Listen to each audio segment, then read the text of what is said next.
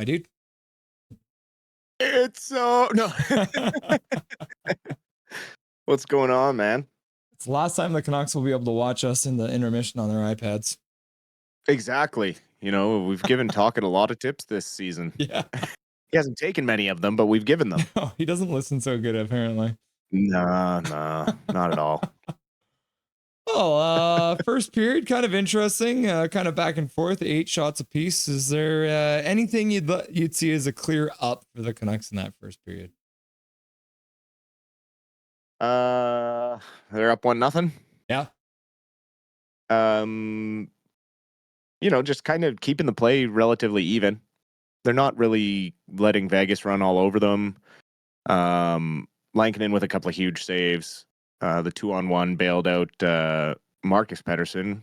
Very uncharacteristic of him to get in that situation, but it is kind of difficult to focus in a game like this. I mean, as much as you want to win every game, like this last game of the season, there's a lot going on with, potentially Boeser's last game and all of the other things. Pat O'Neill retiring, what a career he has had.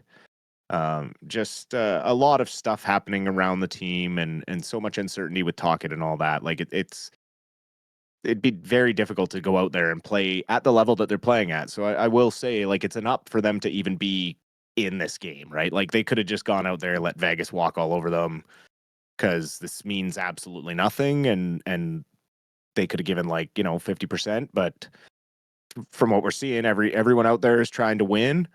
Everyone's trying to get Hughes that record-breaking point. Yeah. I thought he had it there. Like the sound that made, I thought that was posting in. Like the sound, you can hear it right when it hits the post and it's going to go in. That one just bounced perfectly straight out, and the one in our end that just kind of got batted out of midair and hit the crossbar and went straight down. I thought that was going in. So it's just kind of a weird period all around, but overall, you got to take the up that we're up 1-0 and against. I mean, even when they're playing their backup goaltender, a very difficult Vegas team. Yeah, they still have most of their lineup playing today, and unlike some of the other teams that have been resting heavily, like Edmonton rested a lot of their players yesterday against the Kings and got absolutely shellacked and stuff like that. So it is good to see a team like Vegas who's like, all right, we're not going to just hide people. We're going to have all the people come out and give your team a good show, because that's really, people pay good money to be at this game, and they don't want to see an AHL team play against the Canucks, which is what we kind of saw last game. So. Yeah, I mean, it can be a good thing, maybe sometimes a bad thing. You look at Dallas. I think we broke Dallas, to be honest.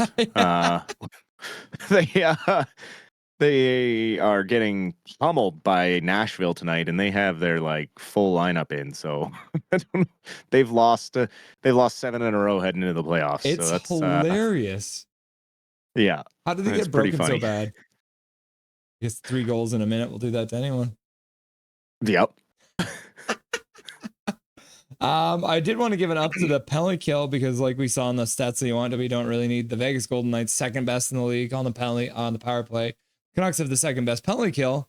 And they gave up maybe a couple chances, like you said, like you made a couple good saves, but it felt like the Canucks penalty kill is probably the biggest up for the last half of the season, because they went from being a middling team, bottom, 20 of this in the league, and suddenly they are the second best team in the league on the penalty kill. So that's got to feel good for the guys. Absolutely. I mean, a lot of credit has to go to Derek Forbort, who solidified the penalty kill, and then bringing in Marcus Pettersson definitely made it even stronger. And now everyone has kind of figured out how to do it because of those two guys and their expertise in the penalty killing department. And it's just really nice to see if this can go into next year. You have that special teams capability. If you can clean up the power play and get the offense going, I mean, we're not far off. So hopefully it's signs of good things to come. I mean, that was one of the staples of that 2011 team. Their penalty kill was just so dominant, and it was like, we'll do whatever we want. We'll take a penalty because we know we're going to be able to keep kill it off. And so that's something huge that you can look at moving into the next season, which, I mean, the defense is pretty much going to be the same as it is. And we're probably going to still have at least Bluger, maybe Suter as well. And that looks really good to start the year off with something you can hang your hat on. But having said that, it felt like the Canucks might have hung their hat on a couple things to start this season from last year, and it didn't really work out very well for them. Yeah, how did all 3 UFA projects work out? Are they still playing the team? Oh, wait, Are they're they still not. on the team? Oh, wait, no. Every single one of them got traded. Hilarious.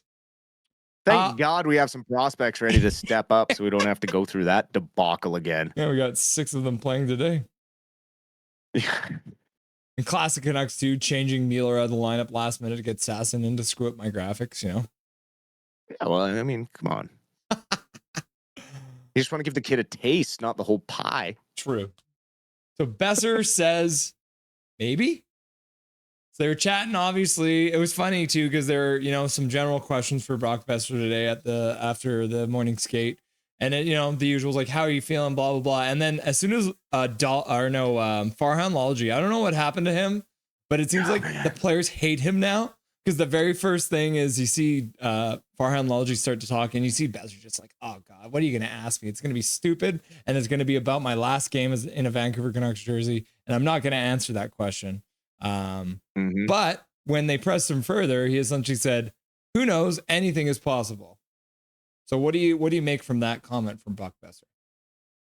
Well, I mean, anything is possible, right? Like, you never know if he gets wind that he's not going to be worth what he thinks he's worth on the open market. I mean, look at his comparables.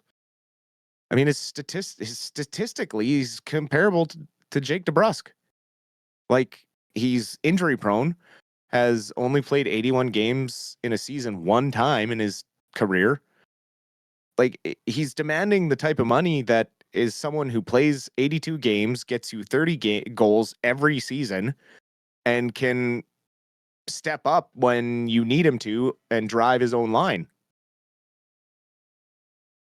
Like, that's you have to put the emotional part aside and look at what Boeser is asking for. It doesn't matter if he's a lifetime Canuck. Like, they're offering him $8 million over 5 years. Asking for the extra 3 years on top of that when you have the statistics that you have is not okay just because you're a nice guy that went through some hard times and bounced back. Yes, you're one of our most consistent producers. However, you are unable to stay healthy for a whole season. Like, these are all the arguing points that the Canucks have gone to him with, and like, it's truth. It's not like they're trying to hurt him or hurt his feelings. Like, the truth doesn't lie, and it's written in black and white. And like, I love Boeser. I think he's absolutely fantastic. One of the best right wingers we've ever had.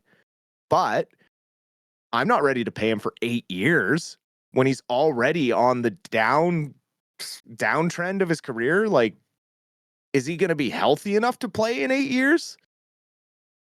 Like, the 8x5, I would have signed it and then see what happens in 5 years. It doesn't mean you have to go elsewhere again. Mm-hmm. You can still sign with the Canucks in 5 years. Like, I don't understand this desperate desire to sign for the full term. And like, if they give him 5 years, a full no move clause, what's the problem? What's the issue? And so it's like, at the same time, I'm kind of like, well, Boeser, do you really think you're going to get what you're asking for on the open market? Like, you got 41 goals once in a hot season where everyone else around you was hot. It's not like you went out and got 41 goals. So it's really hard for me to think that he's going to get that on the open market. One team, yes, some team out there will overpay that's desperate for a right winger. That's just what happens at free agency if he goes that far. Or maybe the Canucks weaponize his rights and trade him at the draft or something, and then a team can sign him to 8 years. Maybe they make a trade with like Minnesota, like trade Brock Boeser in a first round pick and trade for like Jack Roslovic or something like that, or even Joel Eriksson-Ek, right? Like, who knows? Anything can happen, right? That's what Brock said. Yeah. Part of me just thinks it's all part of the whole negotiation tactic because like we talked about absolutely. previously, the Canucks management uses the media as a negotiating tactic, and I think Boeser is now too. Yeah. Yep. 100%. Philip Chytil in a non-contact jersey today at practice, which is great to see. We talked a little bit about this last game too. But then in Talk today with the media, he essentially said that when Chytil got hit, he was also still dealing with a virus. So kind of similar to what Petey was dealing with, DPD, where they were worried, but it seems like the symptoms were made worse as a result of him having a virus. So this sounds like Chytil's going to be going into this summer as healthy as he can be, which is great to see. Absolutely fantastic news. Just I happy that the Canucks treated it the way they treated it, just given his history. And obviously, as fans, you are very worried because of his concussion history, but it is nice to hear that it was very mild. And the way he took the hit, like, honestly, he didn't look like someone who had a concussion. He looked like someone who got hit and was like, ow, my head hurts. Because the way he went off the ice, he was fine, wasn't super woozy, was pissed. Yeah. Because he knows his history as well. And some guy took a cheap shot on him. But it's really great news, and who knows what that'll mean for Pius Suter going forward as a free agent, and where the Canucks are going to be at when they're looking for what type of free agent they're looking for now in the summer as well. Because if they think that Chytil is going to get healthy and train well over the summer and be in line to be the second line center, then really we're only looking for a high-end winger, which we would have a lot of cap space to go after. So it's going to be an interesting summer, given that our prospects have stepped up so well and shown that they're ready to make the next step. And I think a lot of that has to do with Malhotra, because at training camp, a lot of these guys were not looking like this. Like they were ready for the NHL, and to make that jump from training camp to now, with only working in the AHL, like that's just a huge kudos to the minor league coaching staff. Just really got to give them credit for everything they've done for the big club this year, having these guys ready to come into the lineup when we need them. We're going to do a little bit of prospect watch because the Canucks have a number of prospects that are in playoffs and all that kind of stuff. So I thought I would bring this chart up here for you kids. Let's start off by looking at the list here. So you've got the top one there, Sawyer Mignot. He's currently playing for the Calgary Hitmen. They're up 3-0 in the second round against the Lethbridge Hurricanes. He's got 4 assists so far. He's a +4 as well. Just kind of a rising star in the Canucks prospect ranks, isn't he? Oh, absolutely. And that trade to Calgary really changed his season trajectory. Ever since that trade, just really able to find his offensive ability, and great to see that the Hitmen are rolling through the playoffs right now, and all the experience that prospects can get, the better. Yeah, not a bad size either. He's 6'1". He's only at 173 pounds right now, but that's probably something the Canucks expect to see increase through his next summer, because he was drafted in the 3rd round as well. So it's not like he was a 1st or 2nd rounder or something like that. Still a young guy too, only 19 years old, still playing down there. So it looks like the Calgary Hitmen should be able to finish off the Lethbridge Hurricanes in 4 games here pretty quickly. Yes. I always mess this one up. Basil Sansones, I think it is. He's Swiss. He did play at the World Juniors. Juniors. Yep. Yeah, for the Swiss, which is good to see. He's played 7 games now in the playoffs in the QMJHL for the Rimouski Oceanic. They're up 2-1 in their second round series. And he's got 1 point through the playoffs, but he is a +3. He's got 4 penalty minutes. This is kind of the guy I see as more kind of tearing towards probably an AHL career, and maybe as like, a solid AHL career and pop up every once in a while. Maybe similar to like a Jet Wu, but maybe not quite as gritty. But have you heard similar things about him?